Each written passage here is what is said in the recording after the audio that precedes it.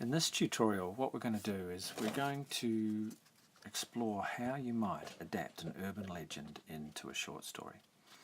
Okay, so urban legends, they're texts that are part of an oral tradition.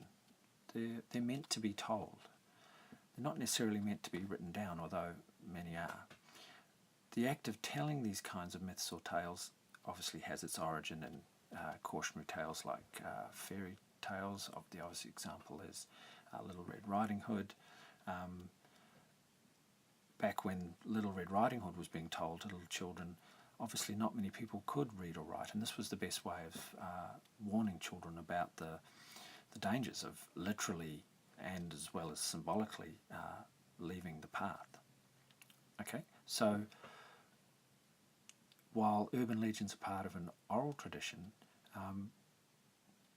when you're trying to convert them into short stories, adapt them into a short story format, you actually have to make some significant changes. Now, why do we tell urban legends? Well, they're often told to scare or frighten or titillate or even to disgust somebody. So, and when you might think that because it's an oral tradition, the internet would be the enemy of a genre based in an oral tradition. In fact, ironically, the internet has ensured that these tales have travelled further, more quickly. Now, urban legends come in all shapes and sizes, but many are cautionary with an instructional moral. Okay, many also have an unexplained or supernatural element. But basically, the point of a short story, while it might be to scare someone, for example, a young couple from visiting a secluded spot in the car on the way home from the movies, it's not necessarily to tell a complete story. The air of mystery might be essential to a successful telling of an urban legend, who did leave the message on the mirror written in blood, but they leave the short story reader frustrated. The story of the licked hand.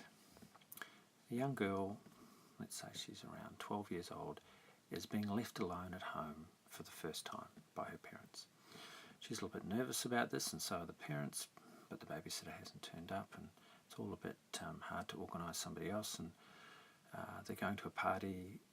They can call her, she can call them if there's a problem. They're not too far away, so they decide to leave her by herself after all, and they feel also comforted by the fact that her faithful dog, a very good guard dog, let's say a Labrador, will be there to look after her as well. And so they do. They go off and they leave her by herself. Now it's a bit later now, she's getting ready for bed, and she's watching some television with the faithful dog sitting next to her. And all of a sudden there's a news flash. A lunatic has escaped from the local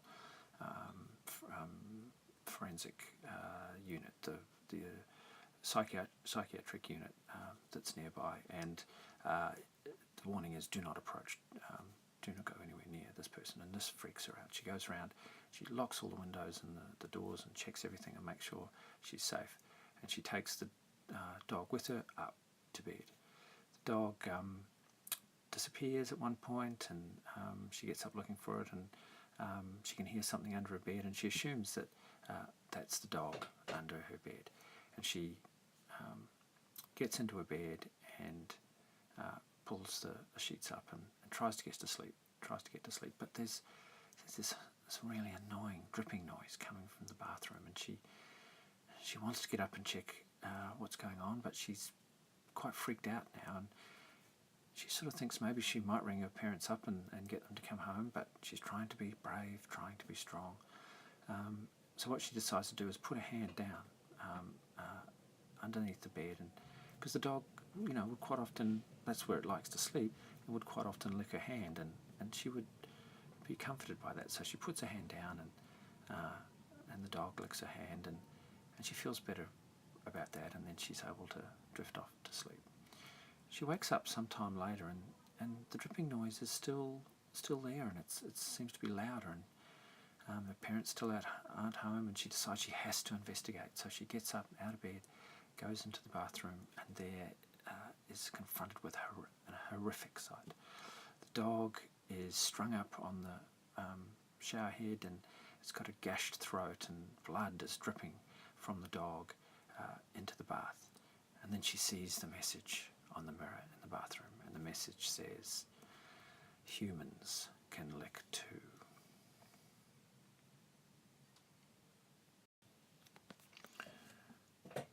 How might you adapt that urban legend into a short story? Well, one approach is to work backwards. If we think about our climax as the resolution of the conflict between our protagonist and our antagonist, we actually can work back from that point. Now, we actually realise if this is a story that's about 500 words, we need our climax to come in somewhere around about 420 words, very roughly, just as a general guide. Okay, so we know who our protagonist is. It's the young girl. Our antagonist is the lunatic that was hiding underneath the bed. Even though he's described in the urban legend as homicidal or, crazy, he's been locked up, presumably for some pretty horrendous crimes. He doesn't do anything other than kill the dog, and even though and does some horrible things to the dog, and that's pretty awful, the girl is left alone. So, in fact, if we've got to have a resolution between that conflict, then there needs to be, in fact, a conflict between the protagonist and the antagonist, and that's the piece that's missing from the urban legend. The mystery is, well, how did he get in the house? Well, what did he do? Did he just hit a head under the bed? And how did he know so much about the dog?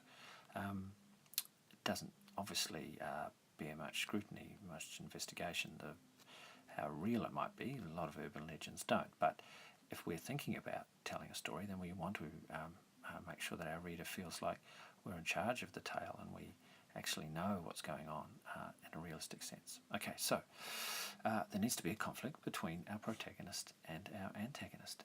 She needs to discover him. There needs to be a fight. I mean, she needs to defeat him in some way. She needs to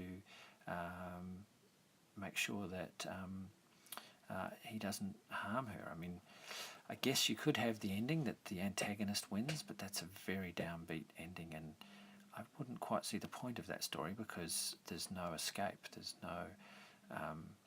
you're introducing a character, a protagonist who we're going to follow, and then you're just killing them off. Yeah, as I said, I wouldn't quite see the point of that. All right, so we know that around 420 words, she has to defeat him in some way, and then the resolution will be, obviously, the return of the parents. She runs into their arms, and she's safe, and even though she's very upset about the death of the dog, she herself has been saved. Okay, so again, working backwards. Well, what would be the rising action? Well, presumably it's the discovery of the dog, the seeing the message in the mirror, the killer being discovered in the house, her conflict with the killer, her final defeat of the killer, the attempted killer anyway, or the lunatic, and leading up to a climax. So, working back again, what's the inciting incident? Well, I think it goes all the way back to the moment when she hears on the radio or sees on the news, on the TV, whatever means she gets that information. That piece of information is what propels her interaction. That's the bit where she decides to run around and lock everything and to go to bed and to hide and to try and avoid this conflict. But of course, the conflict is going to come. The action is going to get more intense. The suspense is going to build.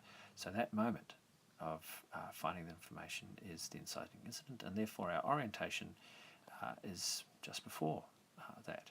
Maybe you would even start your story when the parents have left and her thinking about how she's being left alone by the parents. Okay, so the story that you've just worked out is that a young girl left at home discovers that a homicidal maniac, a lunatic, is on the loose. She tries to go to bed to avoid that conflict, but she gets out of bed eventually and goes and discovers a dog has been murdered. The messages on the mirror, She discovers him in the house while trying to flee. He tries to kill her or grab her, and there is a fight. Somehow she manages to defeat him, and that's the Marge part of the climax. And then in the resolution, the parents come rushing back home, but she has vanquished the lunatic.